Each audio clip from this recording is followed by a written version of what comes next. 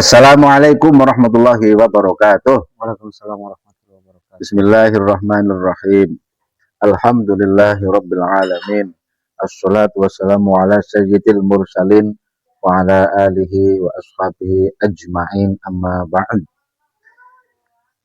Tidak saya sebutkan kanjeng Nabi-nya karena kalimat Muhammad sallallahu alaihi wasallam Rasulullah, kemudian nama besar umat Islam, itu adalah senjata yang paling ampuh dan senjata utama, senjata pamungkas yang dimiliki oleh umat Islam. Betul? Betul.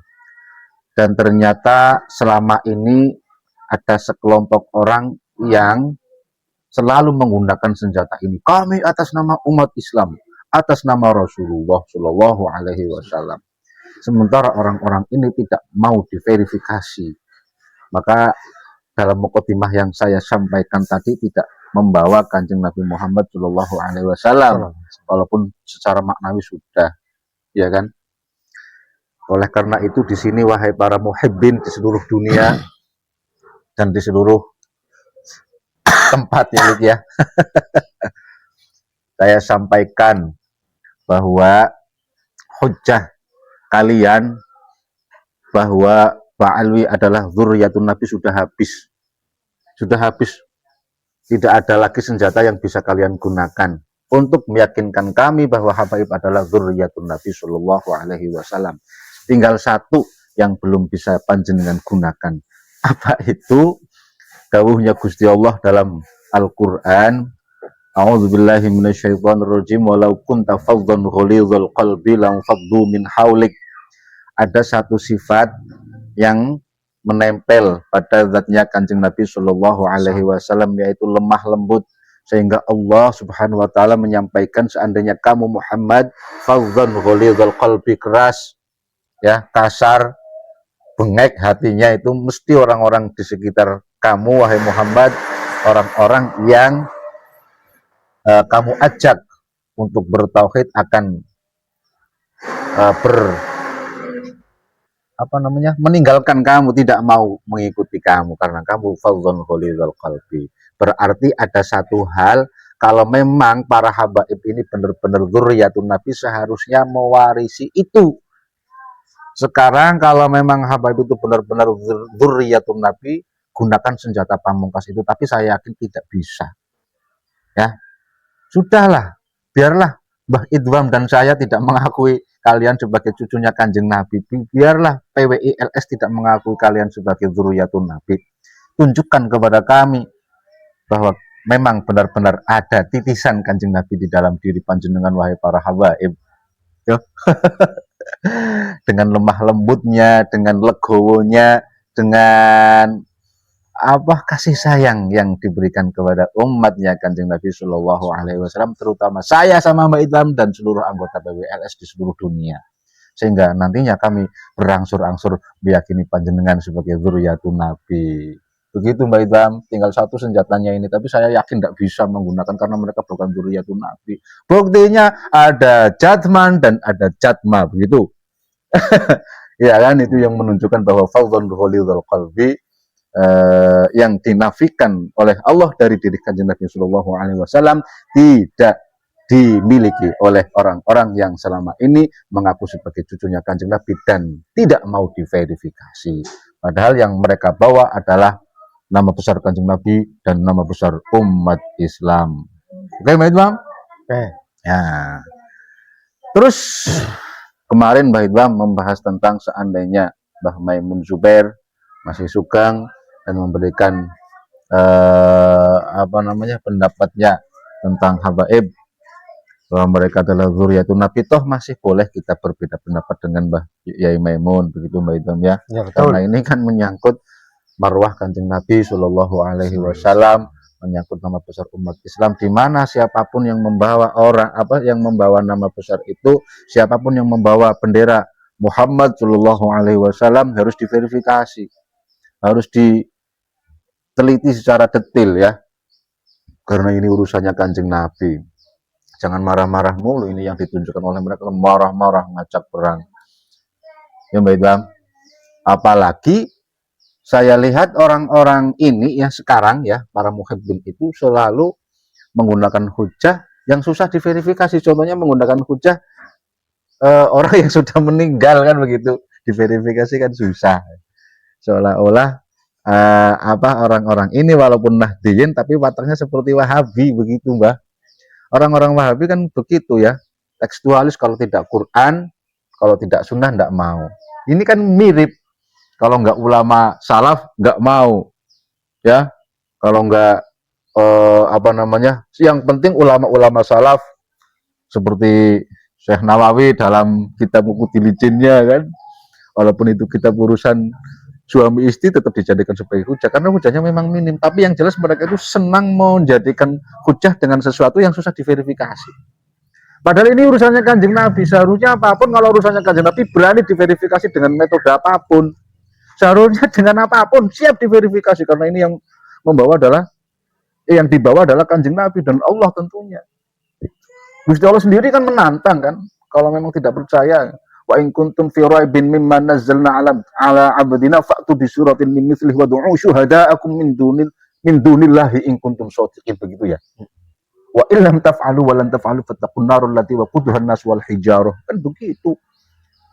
Kalau memang benar-benar apa yang kalian yakini bahwa Ba'alwi ini adalah dzurriyyatun Nabi, seharusnya mau diverifikasi dengan cara apapun, dengan metode apapun, dan oleh siapapun. Tunjukkan dong keramatnya. Oke, Mbak Bang, apa yang mau panjenengan sampaikan, kita ngobrol santai aja lah, ya. Apa Mbah? Sobat, sekarang saya ingin Mbah Idham menceritakan permulaan atau awal mula konflik ini muncul, Mbah. Mungkin kan masih banyak yang nggak tahu. Malah nggak mungkin lagi, memang masih banyak yang nggak tahu, Mbah Idham. Mulai dari awal, Mbah. Saya dulu dengar bahwa hamba ibu kan dzurriyyatun Nabi juga jarin jenengan kok. Salam dulu dong. Assalamualaikum warahmatullahi wabarakatuh. Waalaikumsalam warahmatullahi wabarakatuh. Ya, kalau panjenengan bertanya awal terjadinya polemik nasab atau sebab lah, faktor penyebab terjadinya polemik nasab ini ya banyak sekali faktornya. Saya akan menyebutkan salah satu saja ya, satu saja. Salah satunya itu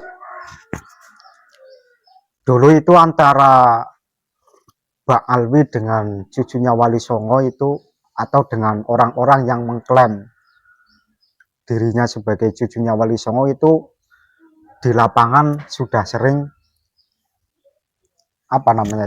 ya berbeda sudut pandang lah, intinya begitu.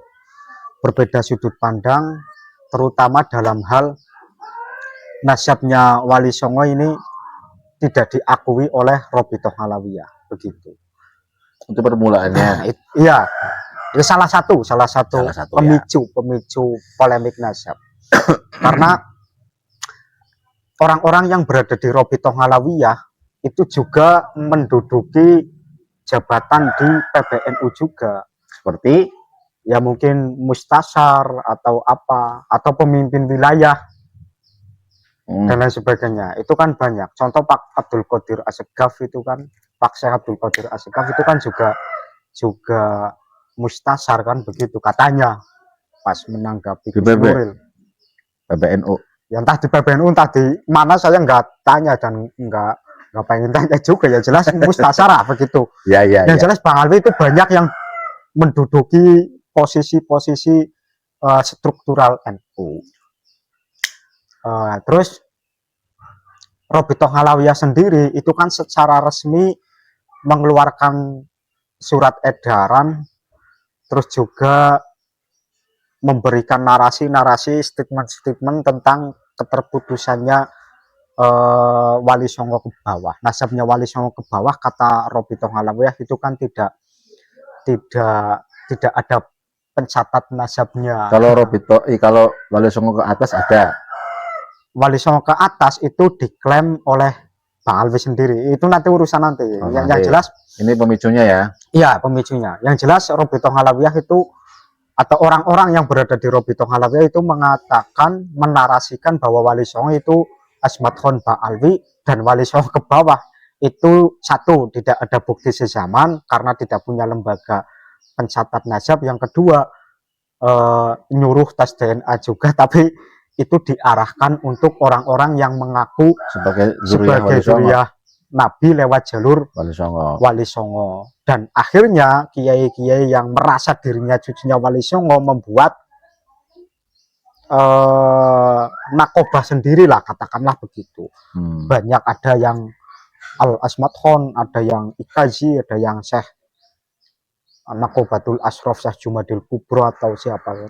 Itulah intinya begitu. Dan itu di lapangan kan sering terjadi gesekan antara klan Ba'alwi dengan zuriyah Wali Songo. Sebenarnya sebelum terjadi polemik nasab sudah beberapa kali gesekan. Intinya dari Robitoh Kabaib yang sangat fanatik dengan Robitoh Alawiyah pasti tidak mau mengakui cucunya Wali Songo. Di sisi lain, di kalangan klan Ba'alwi itu ada narasi yang berjalan sangat sistematis dan juga masif, terstruktur juga, dijadikan bahan untuk mendoktrin terutama kalangan Nahdiyin bahwa zuriyah Wali Songo itu sudah tidak ada, zuriyah Wali Songo itu palsu, jangan percaya dengan zuriyah Wali Songo. Itu narasi-narasi seperti itu dari dulu sudah dibangun oleh kalangan mereka, oleh kalangan Pak Alwi yang fanatik dengan Robitoh Alawiyah. Iya. Nggak semua kan? Nggak semua Pak Alwi. Ya, nanti dulu. Ya. Terus. Ya mayoritas begitu. Tapi nanti kan Pak Alwi yang Pak Alwi yang mengakui bahwa ada cucunya Wali Songo itu nanti digiring untuk masuk ke nakobah yang patternnya juga Pak Alwi seperti Salatin. Terus ya. Nakobah Syekh Ahmad Jumadil Kubro itu kan penasehatnya Mbah Lutfi bin Yahya Pakalongan. Yang di sisi lain Robitoh Alawiyah menolak cucu Wali Songo, di sisi lain ada Pak Alwi yang menampung, tapi nanti Wali Songo jadi Pak Alwi. Nah, ini kan iya. Itu ruwet banget. Makanya polemik nasab ini itu tidak akan selesai 1, 2, atau 3 tahun. Lama ini karena banyak yang perlu dibenahi, banyak yang perlu diluruskan sejarahnya. Di sisi lain Robitoh Alawiyah kayak tadi, di sisi lain Robitoh Alawiyah menolak zuriyah Wali Songo, di sisi lain beberapa Pak Alwi menampung zuriyah Wali Songo, tapi dibaklawikan sejarah-sejarahnya itu diklaim. Begitu. Makanya banyak kiai-kiai Nahdiyin yang terjebak di situasi itu, akhirnya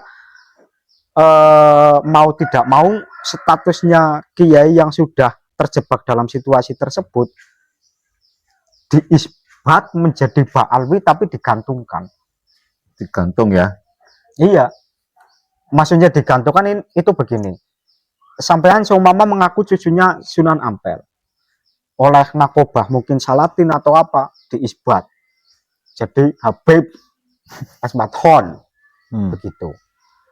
Tapi di sisi lain dinarasikan bahwa Wali Songo itu tidak punya keturunan, kan akhirnya seolah-olah menggantung, dan zuriyah Wali Songo itu tetap di kelasnya, secara strata sosialnya itu pasti dikelaskan yang paling bawah.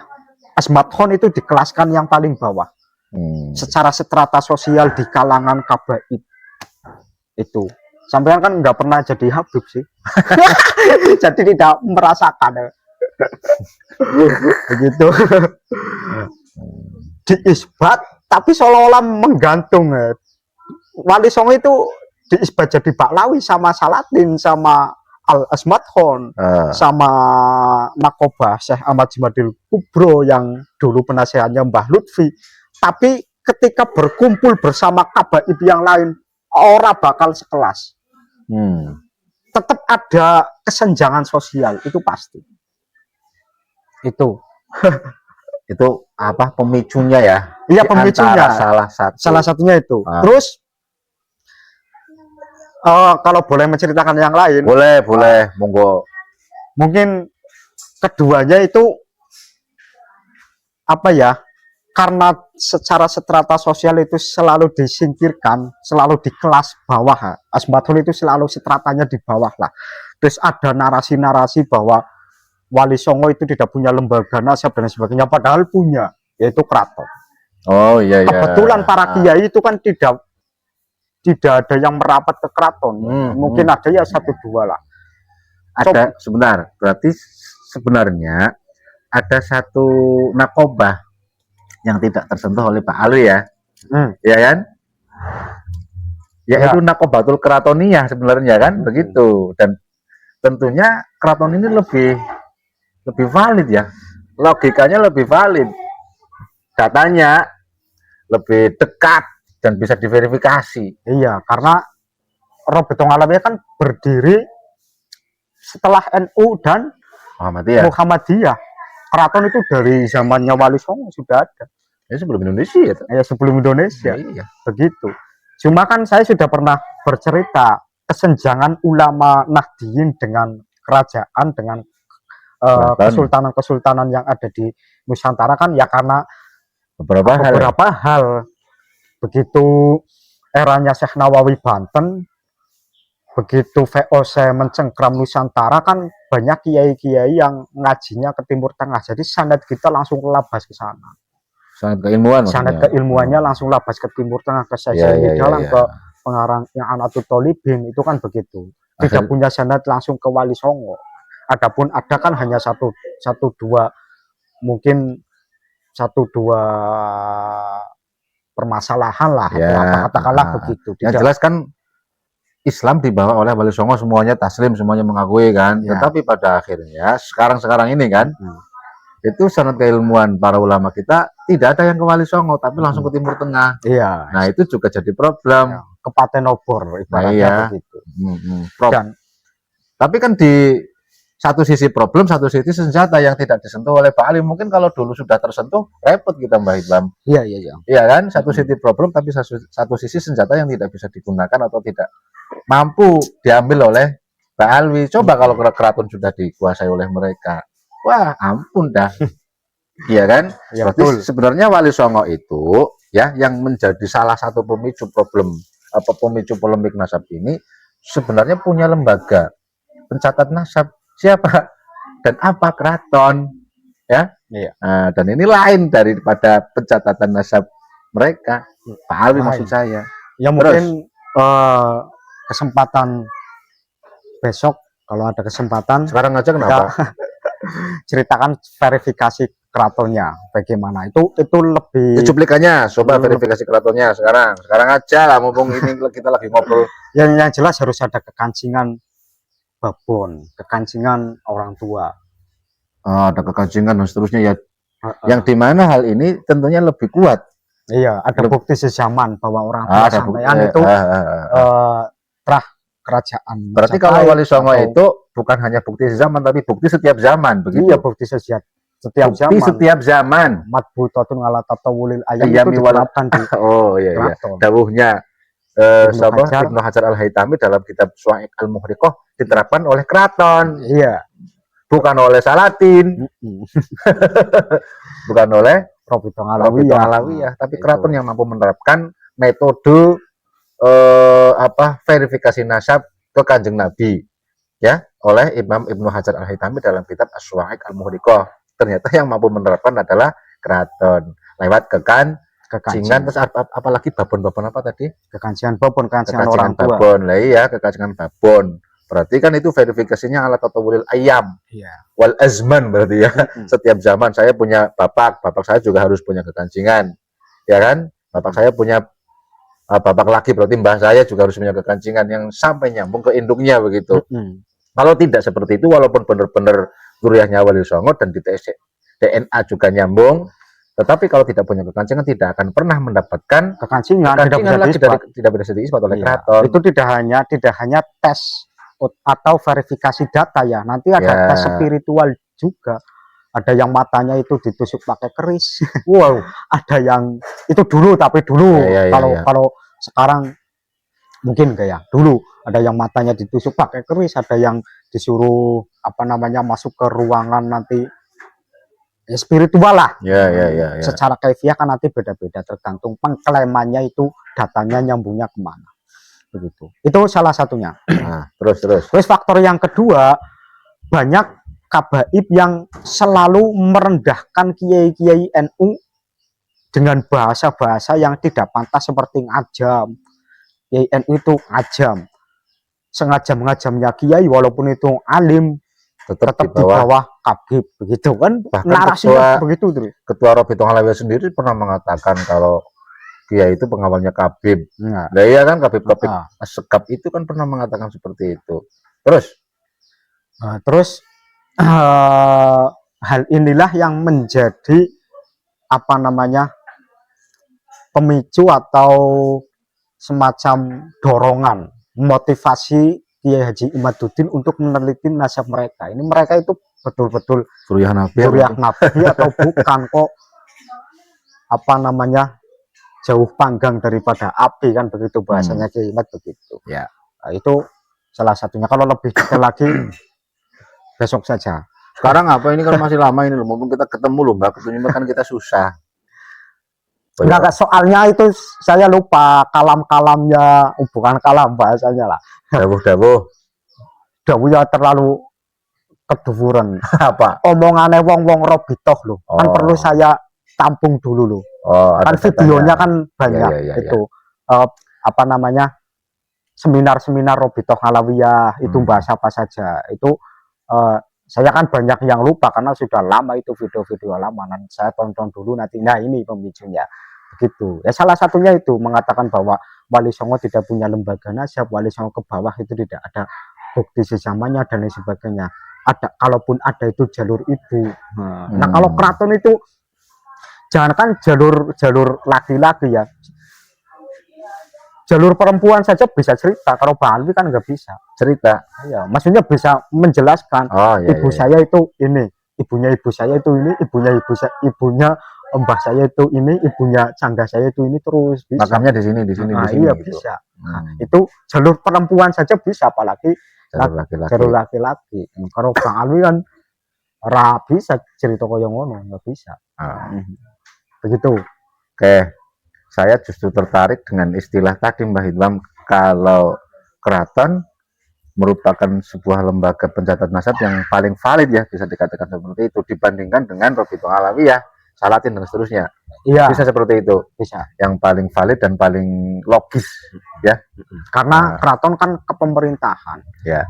Urusan nasab itu bagian kecil dari keraton. Karena di dalam keraton kan ada kawedanan darah dalam juga, atau tepas darah dalam itu ada kantornya kan begitu. Kalau saya penjenengan yang bicara, ya monggo. Dan setiap masa itu ada orang yang dipilih yang kredibel, yang kapasitasnya memang pencatat nasab keluarga kerajaan begitu. Ada katibnya secara khusus begitu. Iya, ada katibnya. Oke, saya tertarik betul dengan apa namanya ya tadi jenengan mengatakan babon apa tadi? Kekancingan babon itu loh. Yang dengan demikian bahwa sebenarnya ada apa ya statement ataupun pemikiran saya sebenarnya. Kalau ada pertanyaan, masihkah ada dzurriyyah Nabi pada saat ini? Jawabnya kan masih. Ya, seharusnya seperti itu. Kalau memang yang hati-hati kan terhadap Kanjeng Nabi, seharusnya menjawab masih. Terus siapa mereka tidak tahu begitu aja kan enak sebenarnya, Mbah. Iya, betul. Tidak tahu. Kenapa bilang tidak tahu? Demi menghormati kemuliaannya Kanjeng Nabi Muhammad Shallallahu Alaihi Wasallam. Soalnya benar dulu ketika saya masih meyakini Ba'al sebagai dzurriyyatun Nabi, terutama ini ketika melihat yang bengek-bengek itu loh. Yang kelakuannya jauh dari syariat, kita kerepotan betul akan memoles intan dengan kotoran begitu loh.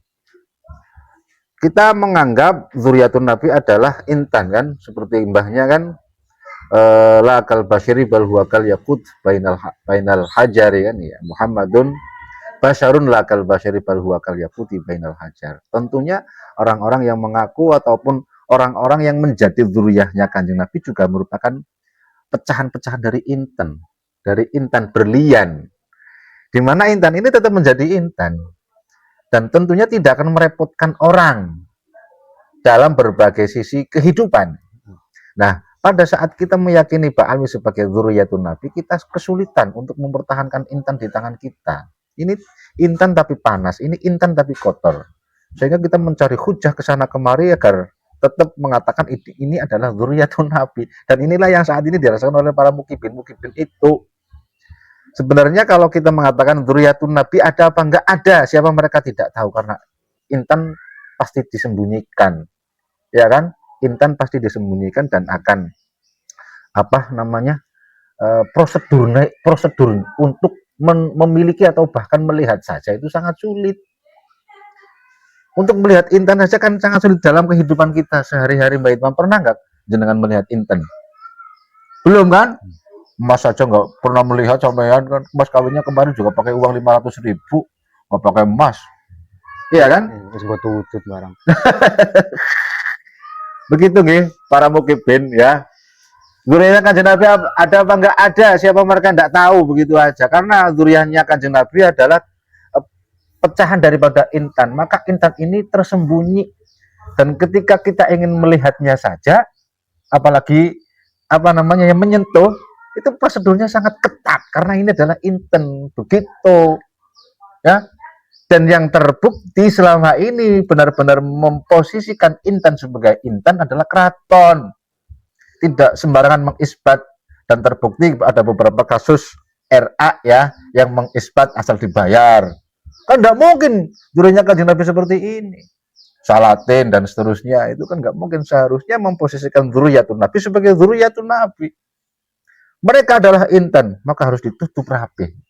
Karena ketika ada yang nongol dan ternyata tidak sesuai dengan apa yang kita harapkan, kita kerepotan menjaganya begitu. Makanya harus ditutup. Menurut saya seperti itu, Mbah. Ya.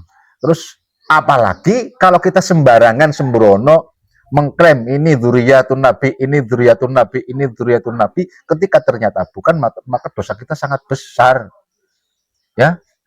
Karena tembelek kok dianggap inten, kotoran kok dianggap inten. Sudahlah, lepaskan saja keyakinan panjenengan tentang orang-orang itu yang terbukti kotor mengaku sebagai dzurriyyatun Nabi, karena panjenengan akan kerepotan sendiri mencari hujahnya.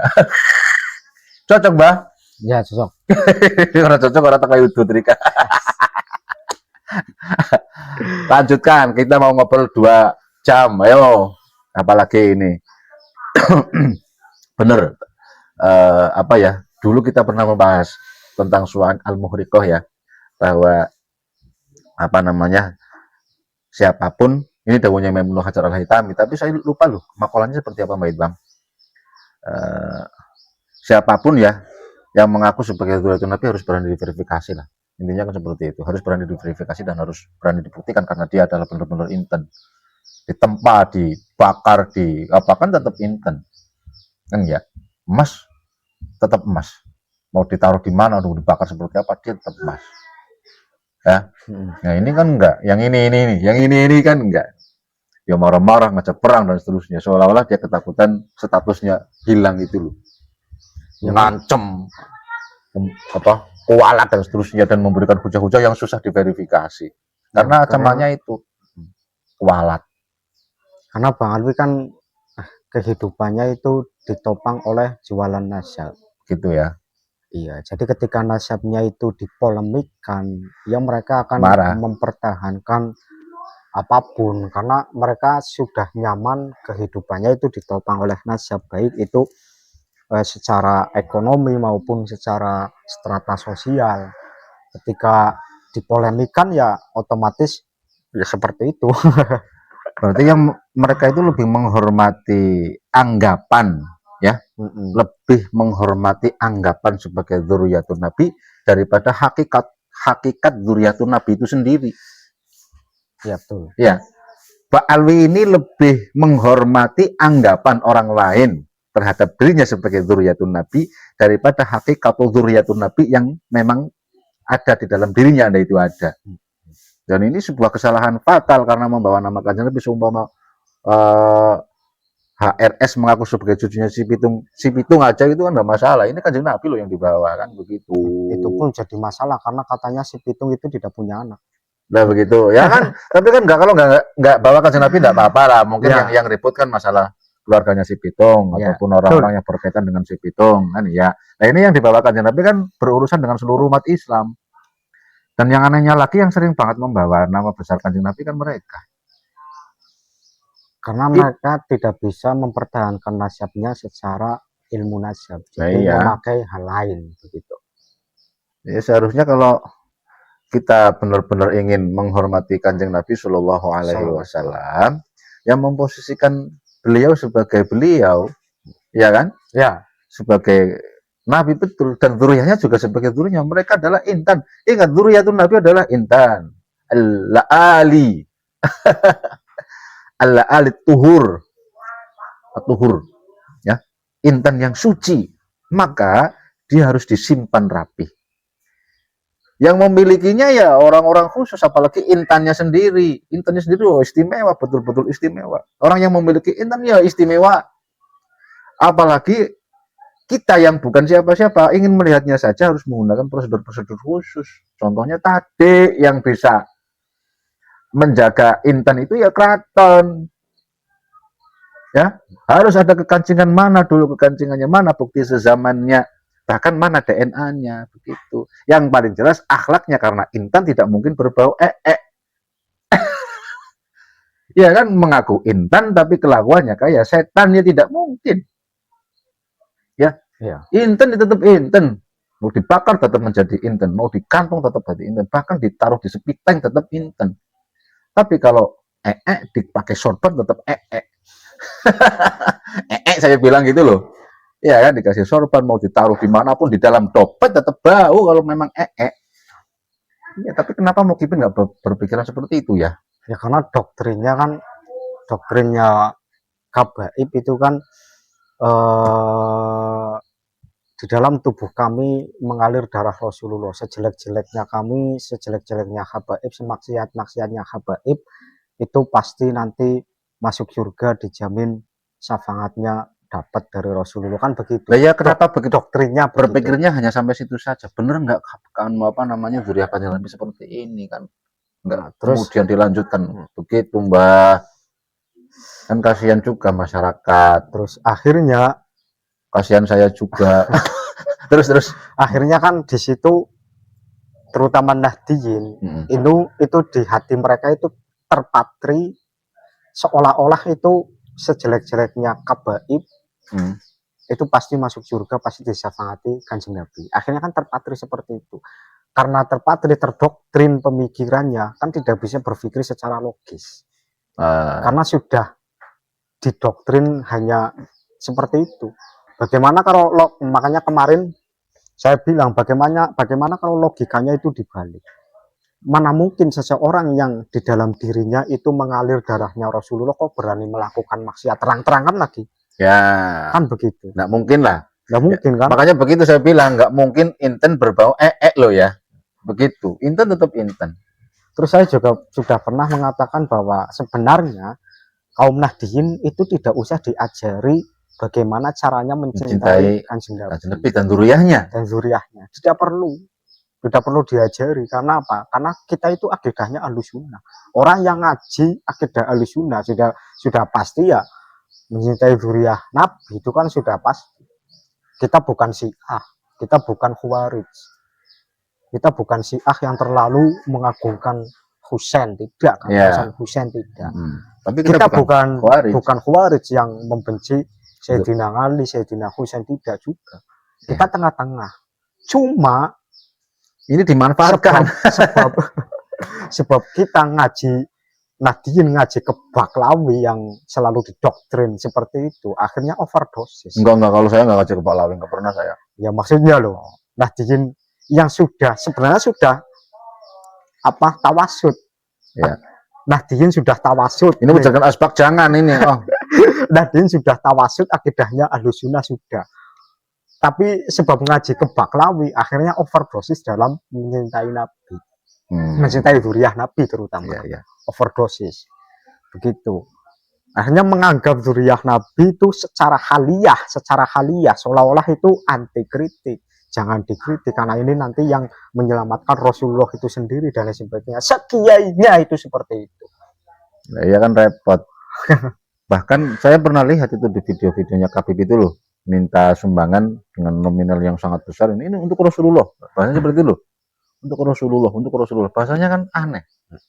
Ya kita tidak ada yang berani seperti itu untuk Rasulullah, membawa nama besar Kanjeng Nabi, apalagi urusan uang untuk Rasulullah. Seandainya kita melakukan sesuatu yang nantinya akan ada kaitannya dengan Kanjeng Nabi, itu pun nggak berani kita membawa nama besarnya Kanjeng Nabi, apalagi untuk mendapatkan harta mereka, kan nggak berani, Mbah. Mereka gampang banget seperti itu. Ya, kembali lagi ke tadi. Ya, karena NU itu kan akidahnya sudah Sunni, jadi otomatis ya mencintai zuriyah Rasul, tapi tidak seperti Syiah, dan tidak akan membenci zuriyah Rasul, itu tidak akan, karena itu akidahnya Khawarij kan begitu.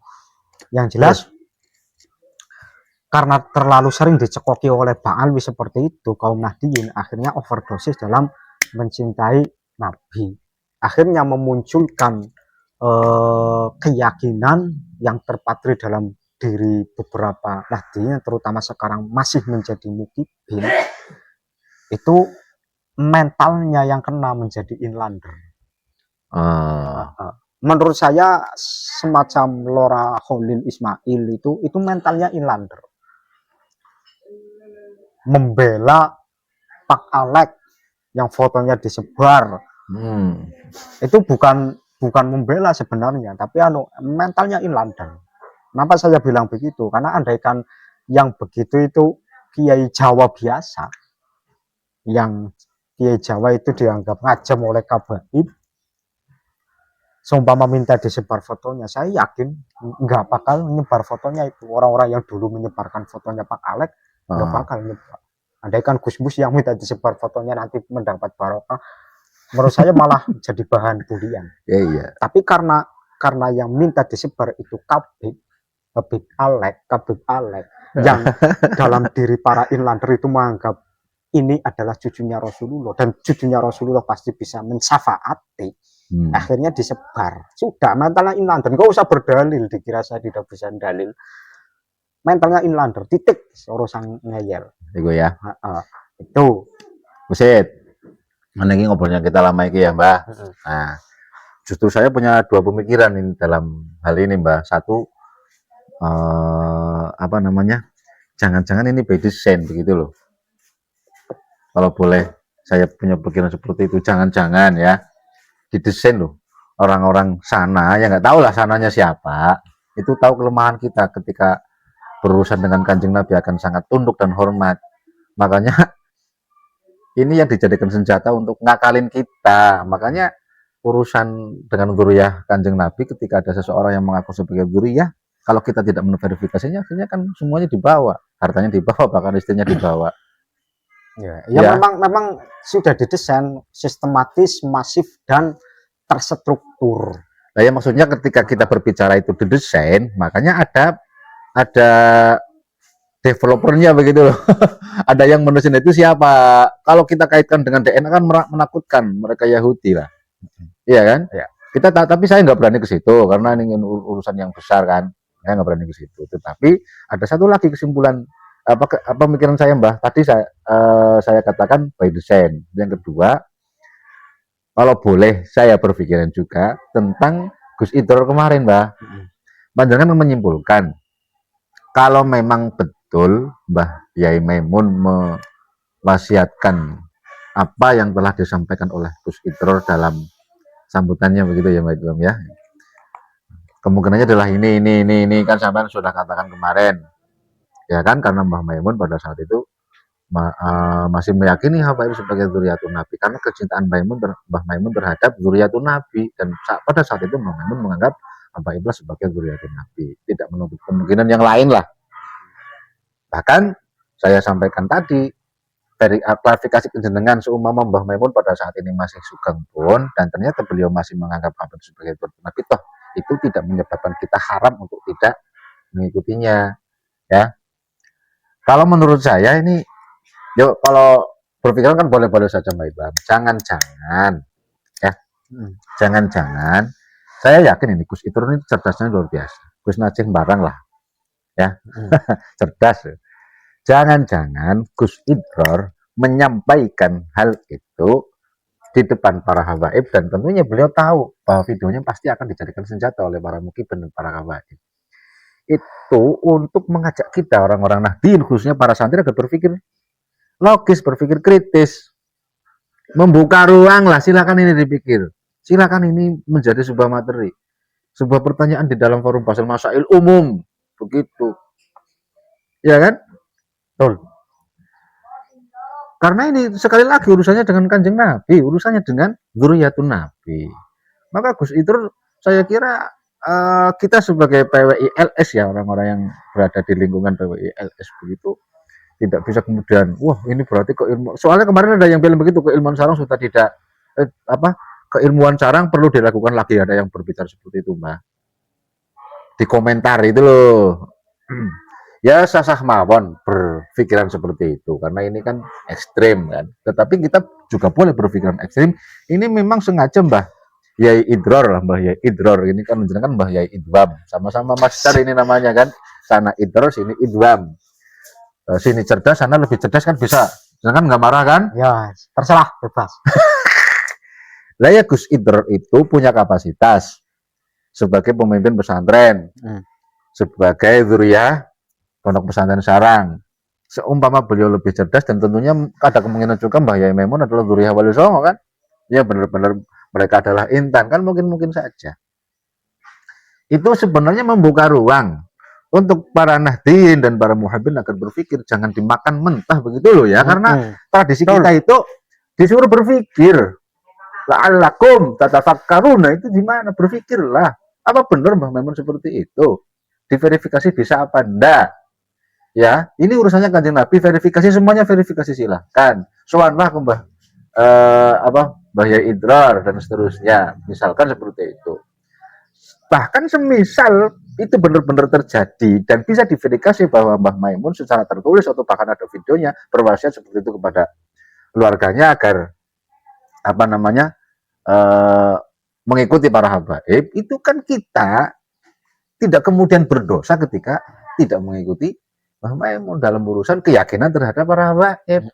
Saya kira Mbah Yai itu meyakini itu juga dan tidak akan menyalahkan kita, oh kafir itu gara-gara meyakini habaib bukan dzurriyyah Nabi, nggak mungkin kok.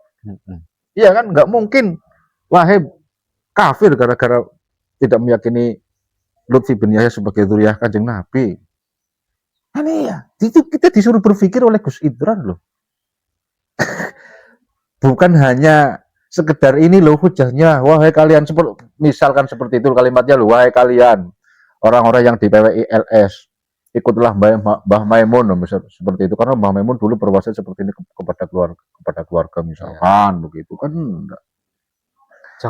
Jangan ikut mukimat kan begitu. Iya, jangan ikut mukimat, maksudnya seperti itu. Walaupun mungkin yang mungkin seperti itu Gus Najih mungkin. Ya, mukimat dan mukibin anak-anak.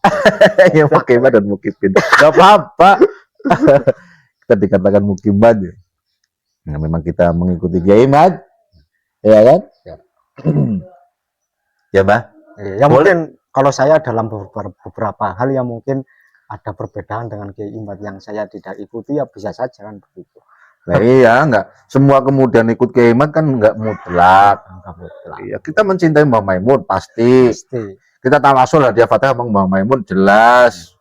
Kok ada malah ini mukibin yang menggunakan dawuhnya Mbah Maimun, wasiatnya ke Gus Idur, ke keluarganya, kemudian dijadikan hujah sebagai, tapi mengajam-ngajamkan Mbah Maimun malah belum. Bukan seperti itu. Itu maksudnya ini mukibin bahkan kabib-kabib yang menjadikan Mbah Maimun sebagai hujahnya itu nggak pernah tawasul ke Mbah Maimun. Nggak bisa saja itu. Lah iya, bisa saja seperti itu ini. Padahal kita yang di sini itu tawasulan hadiah Fatihah dan seterusnya kepada Mbah Maimun, ya kan? Toh tetap dalam satu sisi kita tidak harus mengikuti semua yang disampaikan oleh Mbah Maimun, ya kan? Betul. Wong Imam Mujtahid saja kan juga berbeda pendapat kok. Imam Syafi'i muridnya Imam siapa? Ahmad ya? Malik. Imam Malik. Ya. Nah ini urusan ijtihad besar lagi malah urusannya kan, urusan tayamum beda, urusan toharoh beda. Kalau menurut muridnya sah, menurut gurunya tidak sah, itu repot lagi. Nah ini apalagi urusan keyakinan. Toh kita tetap meyakini ada, tetap zuriyah kanjeng Nabi ada. Hanya saja siapa mereka nggak tahu. Demi menjaga marwah kanjeng Nabi Muhammad SAW. Sementara mukibin ini sudah menentukan siapa mereka itu loh. Wah ternyata kelakuannya kayak gitu, wah kerepotan lagi cari dalil. Iya kan? Kerepotan lagi cari ini, cari itu, cari itu. Nah itu Ubaidillah nggak nyambung, cari lagi, oh, repot banget betul ini. Sudahlah. Yuridullahu bikumul yusra, wala yuridu bikumul usra. Allah itu menghendaki kita itu mudah, yang mudah-mudah saja. Sudah, yakin saja apa bukan zuriat itu Nabi. Kemudian setelah itu, setelah kita punya keyakinan, tinggal cari yang lain, cari duit loh, begitu Mbak Ibam. Ya, ngotot-ngotot sampai ngacem-ngacem ngejak perang segala macam, bukan zuriat Nabi tetap bukan. Ya, Betul. Ini zuriat kanjeng Nabi harus dijaga betul. Yang terbukti secara logis dan bisa divalidasi ya keraton itu ya, karena kita meyakini bahwa Islam itu datangnya dari Wali Songo dan Wali Songo itu jalurnya keraton. Oke Mbak Idam? Oke. Apalagi Mbak? Ini nambahin. Ya, ya banyak nggak apa-apa, ini masih jam setengah 12. Kemarin kan saya juga mengatakan jauhkan habaib dari pesantren NU. Pesantren yang habaib juga wajib dijauhi karena ya tadi agar kita itu agar Nahdliyin terutama ya itu tidak terdoktrin oleh doktrin mereka. Nah pesantren itu kan pilar utama peradaban NU. Pilar utama peradaban NU kok sampai kemasukan Baklawi, mawut ada torekoh, sanad torekoh Satoriyah menjadi sanad Baklawi, ada sanad Quran JMGH jadi sanad Baklawi, ada sejarah NU jadi Baklawi, sejarah Jatman jadi versi Baklawi, akhirnya kacau, Merusak betul itu. Merusak betul, makanya itu mutlak menurut saya, mutlakon bila koyidin. Jauhkan pondok dari habaib, pondoknya Kabib dijauhi, ini mutlak, benar-benar mutlak guys. Begitu. Untuk alasannya sudah saya sampaikan kemarin. Gitu ya. Itu. Iya, itu menurut saya. Oke, saya tambahin lagi ini. Pikiran-pikiran konyol saya keluar ini. Makanya dalam situasi sekarang ini kan banyak kritikan sebenarnya untuk kita sebagai umat Islam secara keseluruhan, Mbak. Secara keseluruhan, baik Mukimat maupun Mukibin. Ini ada kritikan betul. Bagaimana kita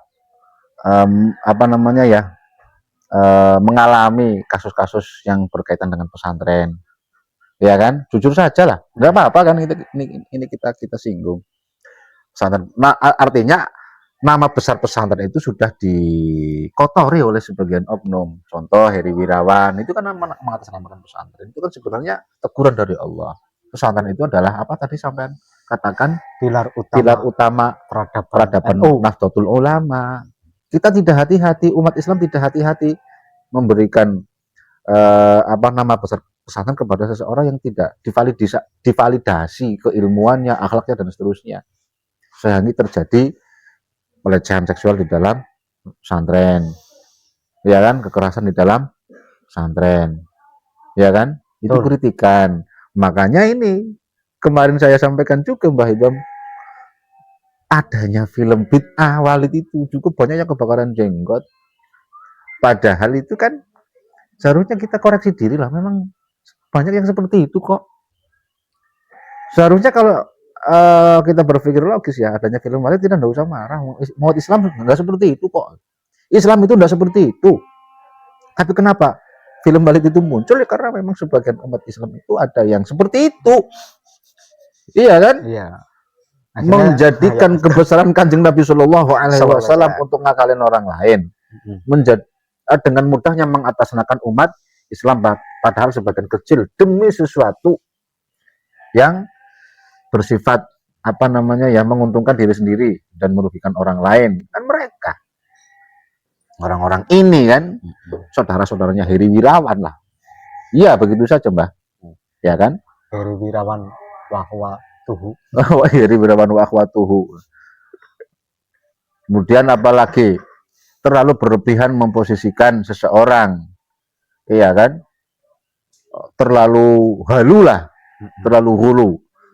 Gampang banget mengatakan keramat-keramat, menyematkan keramat terhadap seseorang. Padahal kita sendiri ketika ngaji betul-betul ngaji, apa yang namanya keramat kan adiknya mukjizat. Itu ada konsekuensinya ketika keramat sudah muncul loh. Bukan hal yang bisa kita mainkan, bahkan seorang wali pun tidak bisa main-main dengan karomah. Ya Syekh Abdul Qadir saja yang sangat akrab dengan karomah itu ada konsekuensinya kan. Ada konsekuensi yang terjadi setelah karamat itu muncul. Karamat itu ada, ya kita juga meyakini karomah itu ada dan bisa menempel pada siapapun. Nah kalau mereka kan enggak, yang berhak menerima karomah, yang punya karomah hanya mereka. Bahkan ulama non NU tidak, ulama yang non habaib tidak punya keramat kan. Kalaupun ada yang punya keramat pasti ngajinya ke kabib. Biasanya gitu, nah, punya kayak gitu. Atau paling kan di bawah kabib. Ya. Punya keramat itu keramatnya di bawah kabib ini kan unggul-unggulan keramat mulu kan. Sehingga keramat itu sendiri tidak bernilai akhirnya. Akhirnya karena keramat karomah tidak lagi bernilai, sorban tidak lagi bernilai. Di kampung ya, di kampung kita Mbak Idam, orang-orang dulu itu mau pakai peci putih saja tidak berani. Iya betul, kayak bapak saya dulu. Lah iya bapakku orang-orang mau peci putih loh. Ya kenapa? Menghormati orang yang sudah sampai ke Ka'bah. Orang yang belum sampai ke Ka'bah tidak akan pernah berani menggunakan peci putih karena menghormati orang yang sudah sampai ke Ka'bah. Apalagi Ka'bahnya mesti lebih dihormati. Orangnya kan sekarang kebalik-balik logikanya kan. Demi menghormati Ka'bah, akhirnya apa namanya? Pecinya tulis la ilaha illallah Muhammadur Rasulullah, kaosnya padahal kaosnya nanti masuk WC. Iya kan? Nah ini kita sudah tertipu lama begitu loh, sehingga ketika muncul film Maulid marah-marah. Ada Quran dibakar, marah. Padahal saya sampaikan kemarin yang membakar Quran itu bukan orang non muslim tapi umat Islam sendiri, tidak mau belajar Al-Quran itu sama dengan membakar Al-Quran. Quran itu hanya dibaca saja, nggak pernah dipelajari. Dipelajari ya sendiri, nggak mau berdiskusi kan. Kalau saya sama kan diskusi terus walaupun nggak pernah akur begitu Mbak Idam ya. Tapi kan diskusi sedikit-sedikit kan tetap menurut Mbak Idam begini, kalau saya begini kan begitu ya. Nah itu fenomena yang terjadi pada saat ini sebenarnya bisa diartikan ke beberapa makna Mbak Idam. Ya satu, mengajak kita untuk menggunakan logika. Ini sudah zamannya teknologis, sangat susah untuk ditutup-tutupi. Islam itu berani diverifikasi dari segala sisi kan, teknologi ataupun apapun berani Islam. Apalagi yang mengatasnamakan sang pembawa Islam yang Kanjeng Nabi Muhammad SAW seharusnya berani diverifikasi. Dan ketika kabib-kabib ini benar-benar dzurriyyatun Nabi, seharusnya dia lebih menghormati kedzurriyahannya daripada anggapan orang lain. Sehingga tunjukkanlah sifat rahmat dan raufnya terhadap umatnya mbahmu kalau memang kamu adalah cucunya. Ternyata kan tidak bisa. Yang paling sangar saja, yang paling kutub lah, yang sekarang paling kutub yang bikin jatmah itu kan ternyata kan kita susah untuk menerka itu, kenapa mau bikin seperti itu. Pasti punya alasan yang alasannya nggak logis, nggak bisa logowo lah intinya seperti itu. Belum lagi kabib-kabib yang numpakin istrinya orang loh. Bagaimana kita membela itu sebagai inten, masa ada inten kayak gitu. Aku mau pakai hujah apa numpakin istri orang gitu. Semua sampean mukipin loh melihat kabibmu numpakin istrinya wong begitu loh, melakukan zina, dan yang dizina adalah istri orang. Menurut Gus Baha itu kan dosanya lebih besar. Kalau zina sama orang yang nggak punya istri kan dosanya ya ada besar, tetapi tidak sebesar ketika istri orang. Satu zinanya dapat, kedua menyakiti orang lain, berkhianat terhadap orang lain.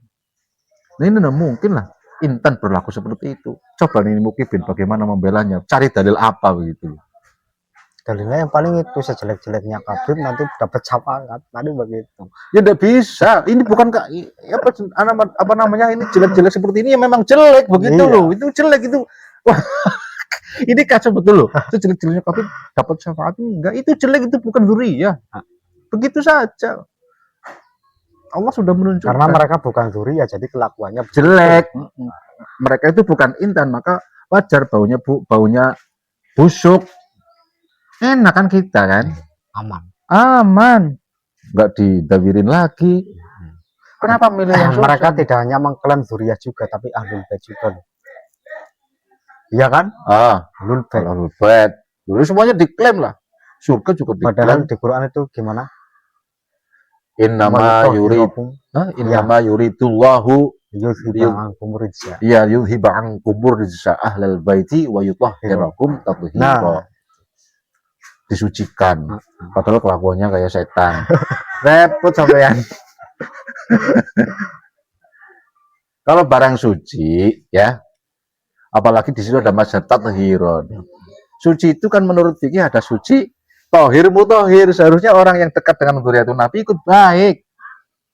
Bukannya kerepotan mencari hujah untuk membenarkan.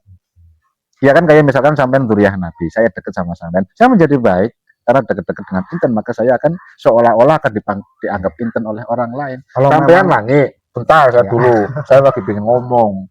Sampean wangi, saya dekat-dekat sampean, saya ikut wangi. Iya kan? Kalau ini kan enggak. Khabib numpakin istri orang. Ya kan, orang yang dekat-dekat sama dia, yang masih meyakini dia sebagai dzurriyyah Nabi akan kerepotan. Menutup, mendesain, memoles, dan seterusnya. Padahal tetap busuk. Ya kan? Dia berusaha agar tidak ikut busuk. Bahkan berusaha agar menjadikan barang busuk itu menjadi orang, kan tidak mungkin, tidak logis loh. Ada kerbau mati misalkan. Sampean di dekatnya akan menyulap kerbau sebagai minyak kasturi, minyak wangi, parfum, ya tidak mungkin. Ya sudah, kamu jadi kerbau mati saja, jadi bangkai saja. Makanya Rumel Abbas itu mumet itu. Mumet ya, puyeng. Ya, puyeng saya ini. Saya ini. Lu dimudahkan mau nyari yang susah. Ya, mumet, ya kan? Mumet cari hujahnya karena ya itu tadi apa?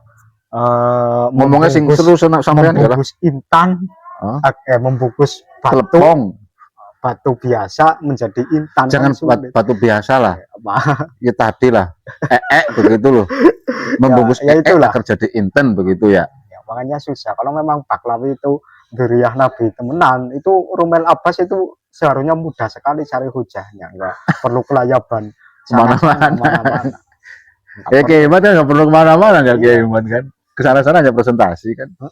Imad nggak perlu ke luar negeri untuk membatalkan mazhab Baklawi, cukup di sini saja, karena di sini saja sudah kelihatan karena memang mereka itu ya memang bukan dzurriyyah Nabi, kan mudah. Jadi saya ingat Mbak Imam, Kiai Imad itu pernah ditawari dan diajak oleh seseorang, ya kan, untuk ke Timur Tengah mencari naskah-naskah yang ada di Timur Tengah. Pernah loh. Kalau saya juga minta sampean untuk menyambungin orang itu ke Kiai Imad, orangnya tanya ke saya, ya inget kan, ada seseorang lah. Ini kalau disambung-sambungkan siapa dia nanti repot lagi. Dan saya nggak sebut nama. Dulu ada, ini saudara-saudara semua ya, baik mukipin maupun mukimat ini, ada seseorang kaya lah, ini kaya. Nah, ingin mengajak Kiai Imad umrah, ya kan? Dan mengajak Kiai Imad untuk jalan-jalan ke Timur Tengah mencari naskah. Tapi Kiai Imad kayaknya nggak mau. Karena kita nggak dengar kabar apa Kiai Imad kesana kan? Karena nggak perlu saya kira. Karena Kiai Imad itu memang memposisikan inten di posisinya. Beda sama Rumel Abbas kan, membungkus batu biasa agar terlihat inten oleh orang lain. Ini repot, Mas Rumel ini repot betul. Padahal yuridullahu bikumul yusra wa la yuridu bikumul usra kan begitu. Allah itu menghendaki baitan itu mudah. Nggak usah repot-repot kita ngobrol, nggak pakai konsep kan. Sudah 1 jam ini kita ngobrol. Lanjutkan kita 2 jam setengah. Oh ya, saya jadi ingat Mbak Ilham. Tadi sampean kan mengatakan kalau mau diisbat oleh keraton ada banyak verifikasi dan bahkan ujian-ujian ya. Ada ujiannya kan, diantara tadi ada yang ditusuk matanya pakai keris. Terus habis itu, habis tes verifikasi data, Sing seru ngomongnya ya. tes verifikasi data, tes spiritual, Hmm. habis itu disumpah. Begitu ya? Disumpah. Kalau memang panjenengan itu memang mengada-ngada dalam yang namanya data kan manusia kan, manusiawi. Itu kan bisa saja salah. Ya. Maka ya disumpah. Kalau memang panjenengan itu bukan trah, ini semua begitu. Maka nanti kena tulah begitu. Tulah iki carane ada begitu ya? Iya begitu. Oh repot ya? Nah, repot. Makanya sama nggak jadi verifikasi ya? Mbak Lutfi saja itu yang belum disumpah seperti itu kena tulah kok, mengklaim mbahnya itu KRT Semodini Pak. Gitu ya? Karena keraton menurut saya ya boleh beda sudut pandang silahkan. Menurut saya keraton itu peradaban yang dibuat oleh para Sunan yang kita kenal dengan istilah Wali Songo yang sekarang masih ada ya, masih ada dan masih ori ya di situ. Tapi kalau bicara lebih jauh lagi, keraton sendiri juga nanti banyak data kan? Ya kan? Nggak nanti semua yang ada di keraton pasti benar kan juga enggak kan? Ya enggak juga. Nah ya ada harus. Cuma kan untuk dijadikan Hujah. rujukan utama data internal kita memahami para Sunan, para Wali Songo itu ya dari sana, sangat layak. Iya. Karena para Sunan di samping seorang pendakwah Islam, di samping beliau itu ulama, beliau juga sentono dalam keluarga kerajaan Majapahit dan Pajajaran.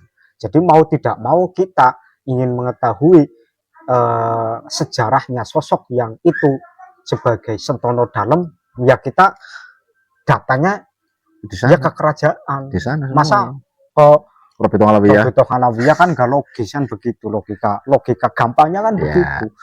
Sana dulu data internalnya, kalau sudah tuntas lah baru kita nyari data eksternal. Begitu. Karena kenapa saya sekarang berpendapat seperti itu, karena salah satu faktor Wali Songo kon nasabnya jadi Asmat Khan itu ya karena ulahnya Nahdien itu sendiri. Orang Kiai Said, terus Gus Muwafiq itu yang terkenal Kiai NU paling ahli sejarah kata orang Nahdien. Itu pun ketika dulu sebelum terjadi polemik nasab ketika menyebut silsilahnya Wali Songo kan lewatnya Ubaidillah juga. Ya. Kan begitu. Terus banyak terah Wali Songo yang tidak merapat ke keraton, akhirnya ya kecolongan Wali Songo jadi Pahlawi kan begitu. Kenapa? Tidak membaca data internalnya terlebih dahulu. Tidak sinau data-data sejarah Wali Songo lewat jalur data-data internal terlebih dahulu kan begitu. Maka untuk mengantisipasi itu di jangka waktu ke depan, jangka panjang maksud saya, kita tuntaskan dulu. Tuntaskan dulu data yang ada di keraton, dituntaskan dulu dinasti Mataram Islam dituntaskan. Dinasti Cirebon dituntaskan, data-data yang ada di kerajaan dulu dituntaskan, baru nanti ke pesantren sebagai eksternalnya, terus baru itu nanti ke luar negeri. Menurut saya skemanya begitu. Itu. Ya. Karena kalau kita nyari data internalnya eksternalnya terlebih dahulu yang ada di luar negeri, nanti kita akan sangat sulit untuk mencocokkan yang internal. Begitu. Sudah. Karena nanti saya jadi pengen ngomong karena gelar Sunan itu kan gelar-gelar raja. Begitu. Sunan Gunung Jati berarti raja di Gunung Jati. Itu nanti kan itu nama gelar. Jadi nanti ada Sunan Gunung Jati 1, 2, 3. Ada Sunan Kalijaga, ada Panembahan Kalijaga. Kan begitu. Nah, untuk mengetahui pugeran-pugeran seperti itu, ya kita memahami SOP yang ada di keraton terlebih dahulu. Kenapa kok ini namanya Ki Ageng, kenapa ini namanya Ki Gede, kenapa ini namanya Panembahan, kenapa ini namanya Sunan Kalijaga, apa alasannya dan lain sebagainya. Itu kan yang mengetahui seperti itu kan keraton, data keraton. Oke. Terus baik. Ini kan sudah azan baik Bang. Pasti nanti ada yang protes mukipin ini, wah kan nggak berhenti dulu gitu. Udah baik, ini kan sudah 1 jam lebih ya Mbak Bang. Lebih baik kita akhiri dulu ya. Ini untuk masalah azan ya, harus kita jawab juga, ini harus hati-hati. menjawab adzan itu memang sunnah, tapi cukup 1 kali. Ini yang di sini di masjid sini kan belum adzan, nanti kita jawabnya di situ. Begitu saudara-saudara, bukan berarti kita tadi adzan lanjut saja. Nanti kita akan jawab yang belum adzan. Ini yang di sini belum adzan. Begitu. Secara fikih begitu, Mbak? Ya, betul. Jawab adzan sunnah, tapi tidak setiap adzan. Coba kalau di sini ada suara adzan sampai 10 kali, kan kita harus 10 kali. Enggak, yang sunnah itu cukup 1 kali menjawab. Maka kita akan menjawab yang di masjid sini. Ya.